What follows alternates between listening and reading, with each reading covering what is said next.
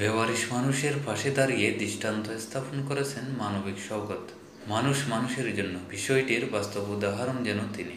সমাজের প্রত্যেকে যার যার অবস্থান থেকে মানবিক কাজে এগিয়ে আসলে মানবিক সমাজ প্রতিষ্ঠা হবে।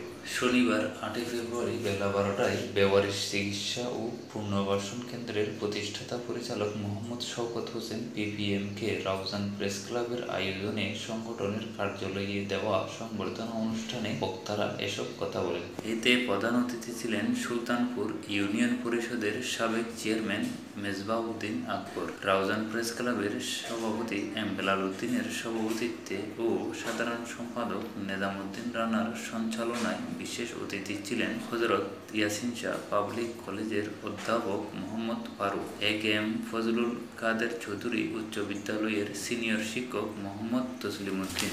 বক্তব্য রাখেন সাবেক সভাপতি প্রদীপ শীল, সহসভাপতি শাহেদুর রহমান মুর্শেদ, সাবেক সাধারণ সম্পাদক গাজী জয়নুল আবেদিন জুবাইর, সহসভাপতি মোহাম্মদ হাবিবুর রহমান, নির্বাহী সদস্য কামাল উদ্দিন হাবিবি, সহসভাপতি জিজু হোসেন, যুগ্ম সম্পাদক লোকমান আনসারী, সহ সম্পাদক আমির হামজা, সহ সম্পাদক শাহাদাত হোসেন সাজ্জাদ, সাংগঠনিক সম্পাদক আবিদ মাহমুদ, অর্থ সম্পাদক আনিসুর রহমান, দপ্তর সম্পাদক রতন বড়ুয়া, প্রচার ও প্রকাশনা সম্পাদক রয়েল দত্ত। শেষে সংগঠনের পক্ষ থেকে অতিথিকে সম্মাননা স্মারক তুলে দেন নেতৃবৃন্দ।